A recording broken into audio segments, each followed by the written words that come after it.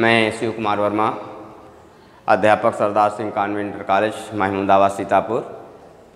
तो इस वीडियो में मैं कक्षा 12 विषय अर्थशास्त्र खंड ख अध्याय 2 राष्ट्रीय आय का लेखांकन भाग 2 में आपको पढ़ाएंगे राष्ट्रीय आय की गणन विधियाँ।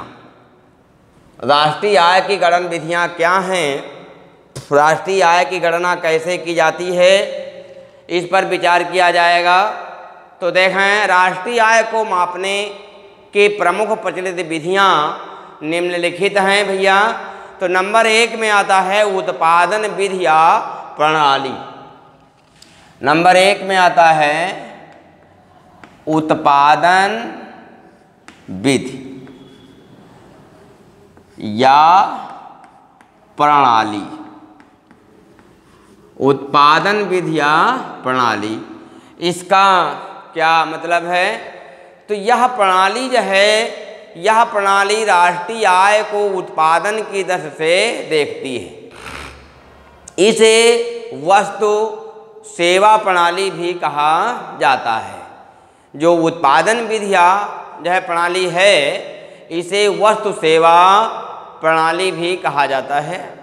इस प्रणाली में देश के समस्त उद्योगों, कृषि तथा अन्य प्रकार के व्यवसायों की कुल उपज का मूल्य कीमत पर निकाला जाता है और इसमें से चल व अचल प्रतिस्थापन घटाकर जो शुद्ध उत्पत्ति बचती है, वह उस वर्ष की शुद्ध राष्ट्रीय आय होती है। इसमें क्या बताया है भैया? इसमें बताया है कि इस प्रणाली में देश के समस्त उद्योगों, कृषि तथा जो अन्य प्रकार के व्यवसाय चलते हैं, उनकी कुल उपज की कीमतों को निकाल लिया जाता है और फिर क्या है, इसमें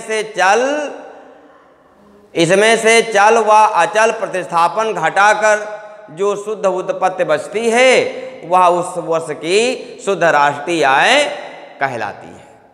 नंबर 2 में भैया आता है आय विधि या प्रणाली। नंबर 2 में आता है आय विधि, आय विधि या प्रणाली। आय विधि या प्रणाली, इसमें क्या है भैया? इसमें आप देखें, इस प्रणाली के अंतर्गत राष्ट्रीय आय का अनुमान देश के विभिन्न व्यक्तियों के विभिन्न वर्गों की आय को जोड़कर किया जाता है। इसमें आय को 5 वर्गों में बांटा गया है भैया। तो 5 वर्ग कौन कौन इसके अंतर्गत आते हैं? नंबर 1 में आता है कर्मचारियों की मजदूरी और वेतन। नंबर 2 में आता है गैर कंपनी व्यापारों की आय। नंबर 3 में आता है व्यक्तियों को जो है किराए की आय।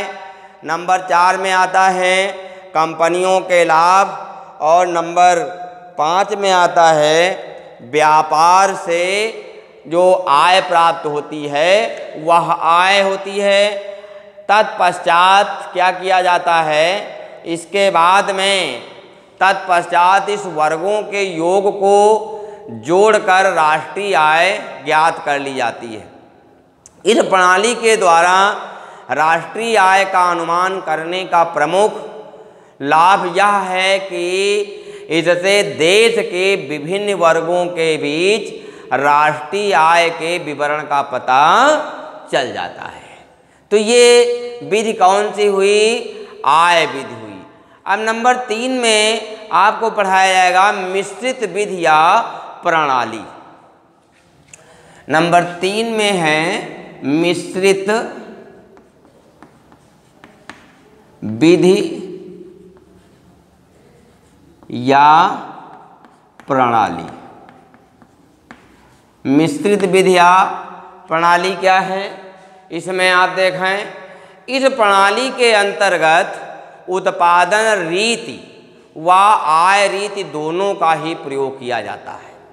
इसमें जो मैंने पहले पढ़ाया है आपको उत्पादन विधि या आय विधि, इसमें मिश्रित विधि में दोनों का प्रयोग कर लिया जाता है। जिन उद्योगों या व्यवसायों में उत्पादन से संबंधित आंकड़े उपलब्ध होते हैं उसमें उपज मूल्य को ज्ञात करने के लिए उत्पादन प्रणाली का प्रयोग किया जाता है, और जिन व्यवसायों में आंकड़े उपलब्ध नहीं होते हैं उसमें आय ज्ञात करने के लिए आय प्रणाली का प्रयोग कर लिया जाता है।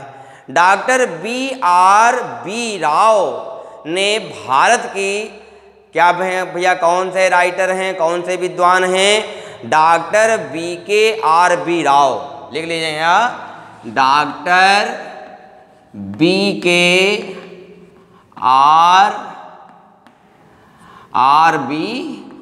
राव, इन्होंने क्या बताया है?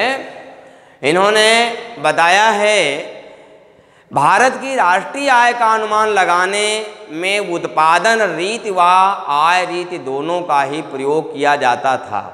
डॉक्टर राव के अनुसार भारत जैसे देश में जहां इस प्रकार की कठिनाइयां आती हैं, राष्ट्रीय आय को मापने के लिए मिश्रित प्रणाली ही क्या है भैया? श्रेष्ठ है। मिश्रित प्रणाली मस्ट है, क्योंकि इसमें उत्पादन विधि और आय विधि दोनों का सहारा ले लिया जाता है। अब नंबर 4 में आता है व्यय विधि या प्रणाली। नंबर 4 में आता है व्यय विधि या प्रणाली। व्यय विधि या प्रणाली, तो इस प्रणाली के अंतर्गत राष्ट्रीय आय को ज्ञात करने के लिए वर्ष भर में वस्तुओं व सेवाओं पर किए जाने वाले कुल व्यय को जोड़ा जाता है।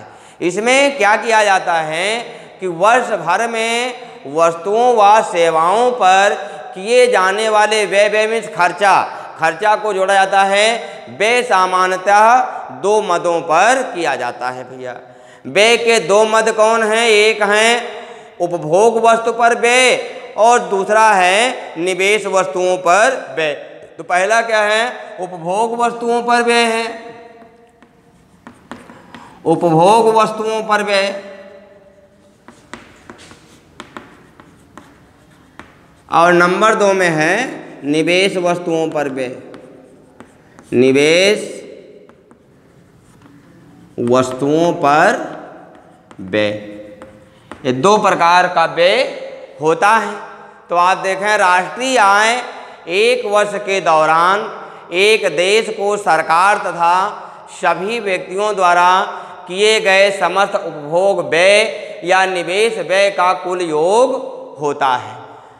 कुल राष्ट्रीय उत्पाद में निम्नलिखित को सम्मिलित किया जाता है। इसमें व्यक्तिगत नंबर 1 में आता है भैया व्यक्तिगत उपभोग व्यय। नंबर 2 में आता है सकल घरेलू निजी विनियोग। नंबर 3 में आता है सरकार द्वारा वस्तुओं व सेवाओं के मध्य का मौद्रिक मूल्य।